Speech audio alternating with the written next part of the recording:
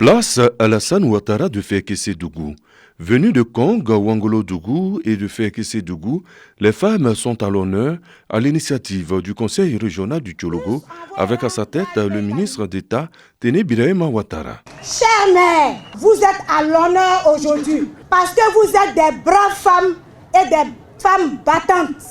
Votre abnégation au travail bien fait a contribué au développement de la région. Cette fête des mères bénéficie du soutien de deux têtes pensantes de la sécurité sociale en Côte d'Ivoire, Berté Abdraman Tiemoko, directeur général de la SEGRAE, et Jacques Assulieu, directeur général adjoint de la CNPS. Ils ont de l'amour à redonner à toutes ces mères. Chères mères, chères mamans, chères sœurs, vous êtes les piliers de notre société, des gardiennes de nos valeurs et des incarnations de l'amour, de la protection et de la bienveillance. Vous méritez tout notre respect, notre reconnaissance et notre dévouement. Des tricycles, des pagnes, des chaises, etc. Des cadeaux pour plus de 6000 mères. La reconnaissance, une valeur partagée dans le Tchologo. La mère, comme on le dit souvent, est irremplaçable. C'est la mère qui nous donne la vie. C'est la mère qui, durant des années, malgré tout ce que nous faisons, nous supporte. C'est elle qui nous guide. C'est elle qui nous donne à manger. C'est elle qui nous surveille. La mère est tout. La mère est tout pour un homme. Chère mère, bravo pour tout ce que vous faites pour nous.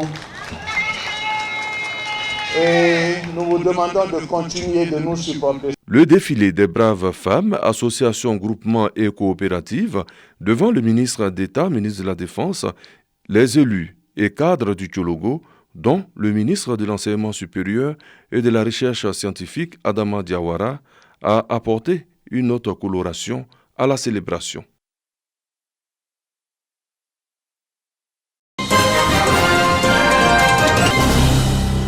Les plus heureux sont les jeunes de Guembié. Ce projet de levage de poissons tilapia vient résoudre le problème de l'employabilité des jeunes.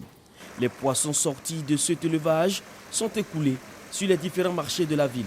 Depuis l'arrivée de Green 2000 ici, vraiment, on a senti un peu le développement ici à Guembié, puisque la jeunesse travaille.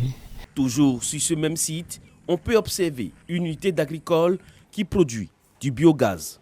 À cela s'ajoute l'ouverture d'un centre de formation dédié au métier de l'agriculture. Nous avons le projet EduKid, c'est un dispositif de serre aménagé et une portion de terre aussi aménagée avec le système d'irrigation goutte à goutte comme ici, et le biogaz pour transformation de déchets ménagers en compost, aussi le biogaz pour la cuisine, où les élèves depuis le bas âge au primaire apprennent ces méthodes de culture modernes là et que nous avons importées depuis l'extérieur, notamment Israël.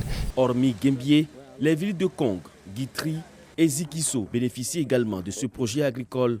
Green 2000 bénéficie de l'appui financier de l'agence néerlandaise de crédit.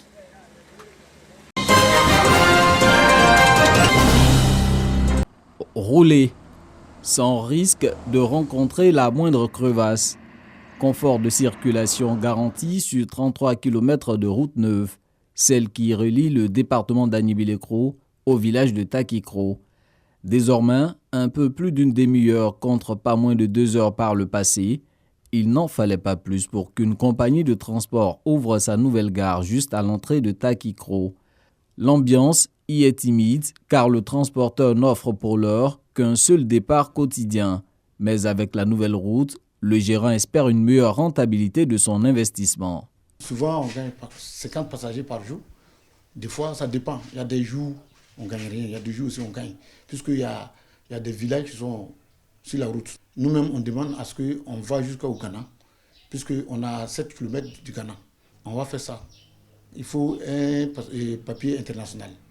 Dans la dizaine de villages traversés par la route Anibilekro-Takikro, Naissent de nouvelles opportunités d'affaires comme cette station de carburant en cours de finition.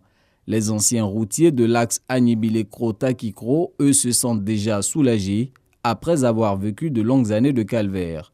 Vraiment, on remercie le président.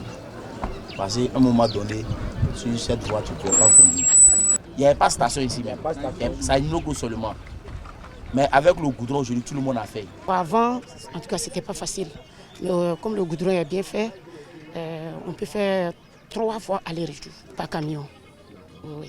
C'est environ 23 milliards de francs CFA que l'État de Côte d'Ivoire a dégagé pour réaliser le tronçon Agnibilekro-Takikro.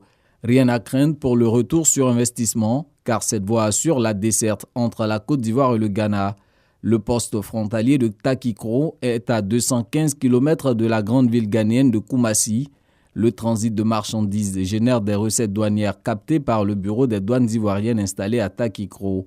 Des revenus censés s'améliorer avec les nouveaux équipements dont vient de bénéficier ce bureau des douanes, notamment un scanner. Depuis 2017, nous avons fait Bouna Dropo aux frontières de Burkina, améliorer l'état de circulation entre Odénié, la frontière du Mali, et Odénié, la frontière de la Guinée, par une route bitumée. Nous avons achevé les travaux entre Danané et frontière de la Guinée. Les travaux entre Blolequin-Toulepleu et la frontière d'Ibéria sont en cours. Agnibilekro-Takikro rentre dans la droite ligne de tous les efforts du gouvernement pour améliorer la liaison transfrontalière. Le bitumage de l'axe Agnibilekro-Takikro est une des composantes du vaste chantier d'aménagement et de renforcement de la route de l'Est, notamment la section Agnibilekro-Tanda-Bondoukou. Une distance de 133 km revêtue de 5 cm de béton bitumineux, offrant des aires de parking aux usagers par endroits. Coût des travaux, plus de 52 milliards de francs CFA. Nous travaillons à faire en sorte que la section qui part depuis Bondoukou jusqu'à Bouna puisse aussi connaître le même sort que Agnibilekro-Bondoukou, de sorte à avoir un corridor, la route de l'Est, complètement réhabilité, et cela permettra de faciliter la circulation et cela aussi aura un impact important sur l'économie de notre pays. Avec ces nouvelles infrastructures routières, la région de l'Indénié-Duablin, autrefois boucle du cacao, affiche de nouvelles ambitions. Je pense que le fait d'avoir réhabilité tous ces ouvrages nous permettrait d'envisager avec sérénité la mise en place de petites unités de traitement des produits qui sont produits sur place dans notre région. En partance pour les ports ou les grands centres de consommation comme Abidjan, le vivier agricole de l'Indénié-Duablin pourra aisément emprunter le nouveau pont qui fait office de frontière avec la région de Lamé. Baptisé pont d'Aniassué, l'ouvrage d'art est situé dans l'emprise du village d'Adikokwa.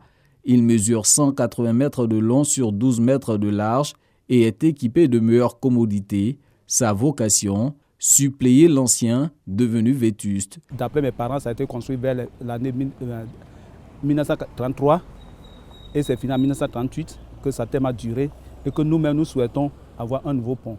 Dieu merci, le président Alassane Ouattara vient de réaliser ce pont pour nous.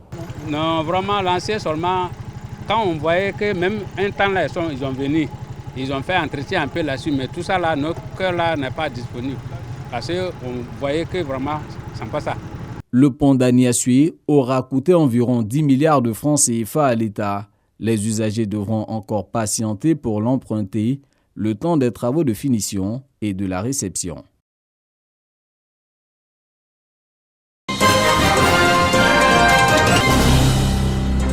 La ville de Grand-Bassam a abrité la phase de présélection du concours La cuisine ivoirienne pour le compte de la direction régionale du tourisme et des loisirs des régions de Lamé, de la Niébi-Tiassa et du Sud Koumoué.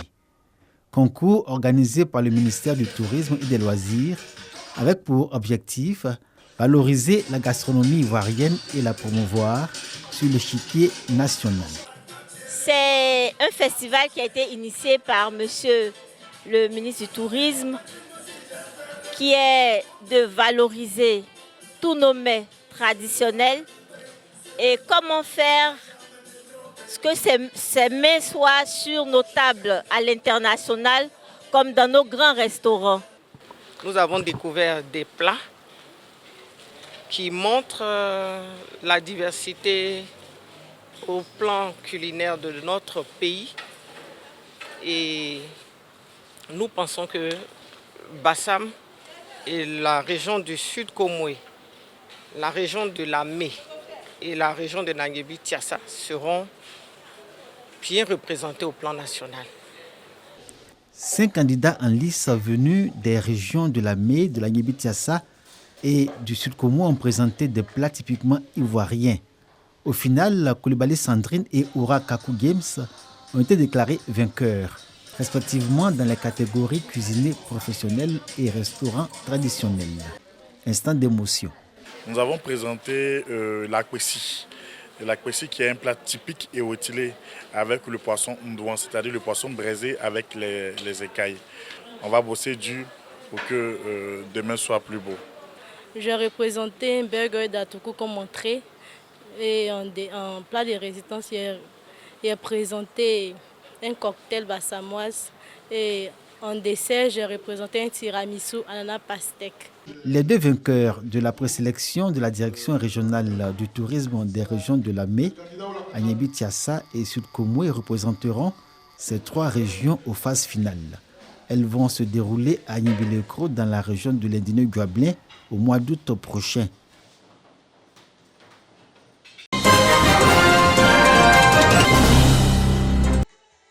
Fête pastorale à la quasi-paroisse du quartier municipal de Bouaki. Une célébration qui s'inscrit dans le cadre de la Semaine de la Charité pour collecter des fonds pour les travaux d'achèvement de la construction de la quasi-paroisse de l'archidiocèse de Bouaki. Il reste beaucoup de choses à faire. Entre autres, le presbytère, la salle de catéchèse, les bancs. Donc, notre appel va à l'endroit de toute la population de Bouaké. Quelle que soit leur religion, nous avons besoin d'eux. Le père Parfait Kandri, curé de la quasi-paroisse, invite les fidèles catholiques et les personnes de bonne volonté à contribuer à la construction de l'église. L'œuvre de Dieu, c'est l'affaire de tout le monde. Hein. Voilà, nous tous, nous croyons en un créateur, parce que nous avons reçu l'être. On ne s'est pas fait nous-mêmes, c'est Dieu qui nous a créés. Et donc, contribuer à la construction de l'œuvre de Dieu, je pense que c'est une reconnaissance vis-à-vis de son créateur. Un appel bien perçu par Jean-Claude Kouassi, ministre-gouverneur du district autonome de la vallée du Bandama. Je suis venu participer à cette fête de la charité parce que c'est une brique après l'autre qu'on fait l'œuvre de Dieu. Et je suis venu donc ce matin apporter ma pierre à la construction de l'œuvre de Dieu. Une messe d'action de grâce, une vente de charité, des offrandes et un partage fraternel de repas étaient au programme de cette activité religieuse qui a mobilisé la communauté catholique du quartier municipal de Bouaki.